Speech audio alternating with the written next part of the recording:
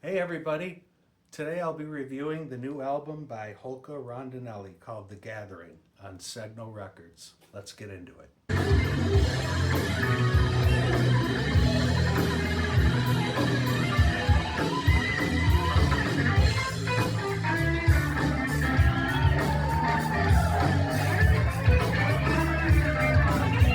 Welcome to my channel. Please like and subscribe if you like this video. This is going to be my first album review ever. I recently did my first book review, and that was for my brother David Mombray's book, What Holds the Center. But today I will be reviewing an album by my very good friend Jamie Holka.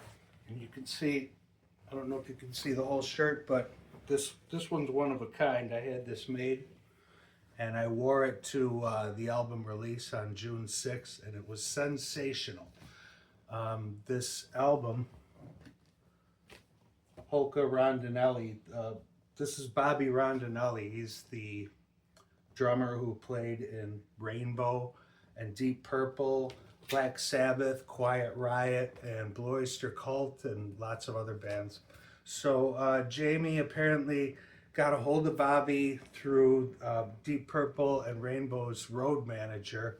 His name's Colin Hart, and got Bobby's number. That's how the two of them hooked up.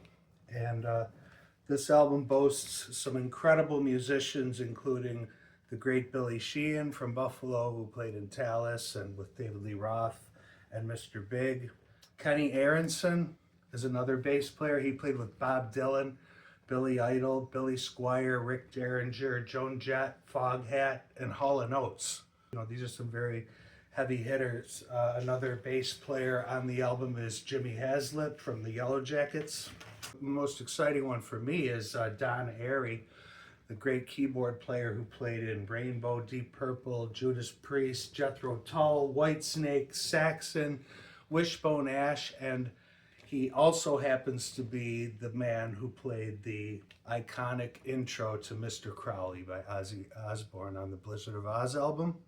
So all this stuff really blows my mind. So let's get right to this. This is the album right here. As you can see, I got it signed because I'm a big fanboy. Signed by Jamie, signed by Bobby Rondinelli, and also signed by Kenny Aaronson, the bass player. He had some stories to tell us about Bob Dylan, which I won't share right now, but Jamie's been telling me stories about these cats too, and it's great to get the inside information. The album kicks off with a song called Fusion Confusion. It kicks off perfectly for me because it kind of reminded me of Gamelan, the great instrumental group from Buffalo with Ted Reinhardt, George Paleo, Bruce Bricado, etc. There's a great video for this, which I'll also put in the description, for Fusion Confusion. The Billy Sheehan plays on this, and you can hear that bass growling through the whole thing, and you can see him on the video, and you can see Jamie, you know, play his ass off basically. The second track I really love. It's called Confession Session. It's got kind of like a Rippingtons, Spyro Gyra feel with Mark Rivera on the sax. And then all of a sudden Jamie comes in with crushing tone, you know, and these bends. And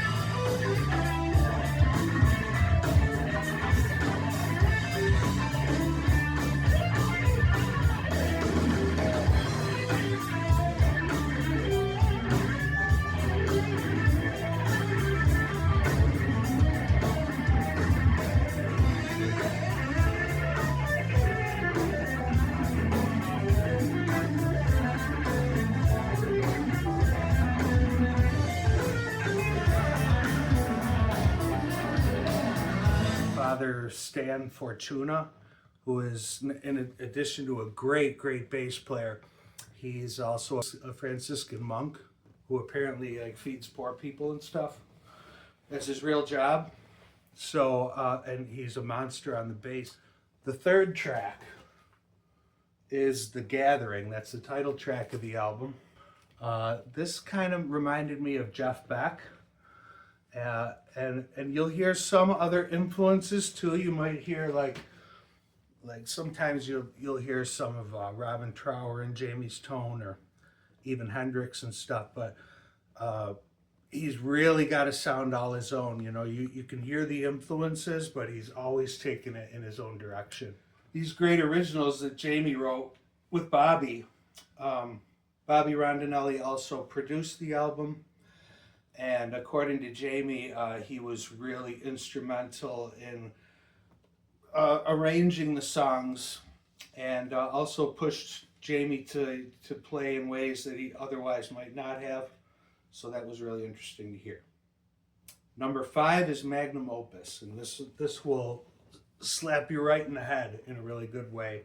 It's one of my favorite tracks. It has Jimmy Haslip on the bass. I mentioned Jimmy Haslip played in the Yellow Jackets, which is a great rock fusion band that I always loved. So Magnum Opus, he's on that one, along with Chris Tedesco. That's a cousin of Jamie's who is an LA session musician.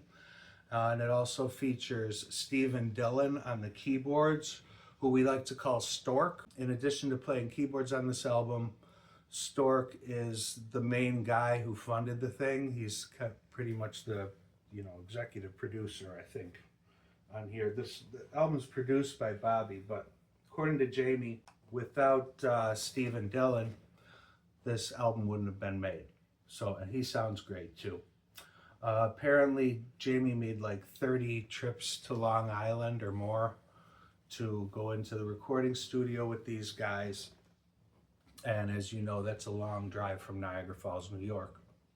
Number 6, Sidewinder. It's Mark Rivera on sax. He's a really great saxophone player.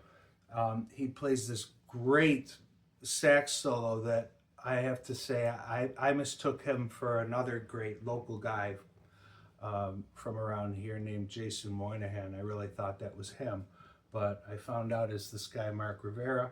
He's awesome. So after the sax solo, then all of a sudden he and Jamie get into this great guitar and sax duel, and then it all resolves later in a way I won't tell you right now.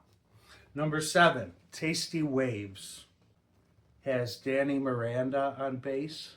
He played with Blue Oyster Cult and Queen. So, the more you get into this album, the deeper you get with the talent and the experience and just the professionalism of these players. Lots of surprises. Again, I don't want to give away on this album. There's like some really cool tempo changes and time signature things that are really, really great. Number 9 is called Just Like That. When I heard that riff, I was like, that sounds familiar to me. It kind of rings true in a way that sounds classic and familiar. You think you've heard it somewhere or something. Remember I told you that, Tor? I really like the head riff, which I said sounds familiar even though it's very original. Jimmy Haslip plays the fretless bass on this and tears it up.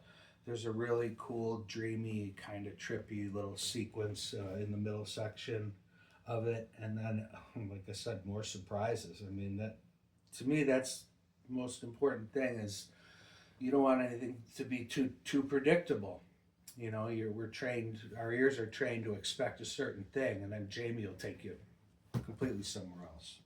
It's very refreshing. The last one is called Get In Fast. And that's a great way to end the album.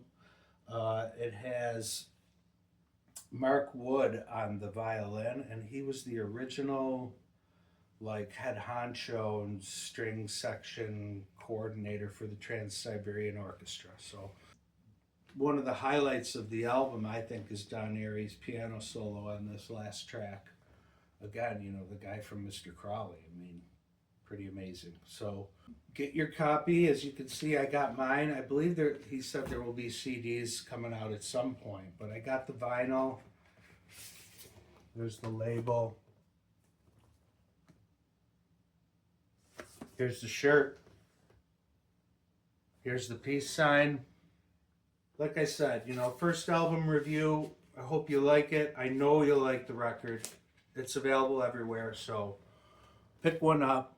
Do some research on these guys. I did, and it's really fascinating. Really proud to have one of our favorite sons of Western New York, Mr. Jamie Holka. He's, one of the best in the world. It's amazing that he even lives around here or talks to me.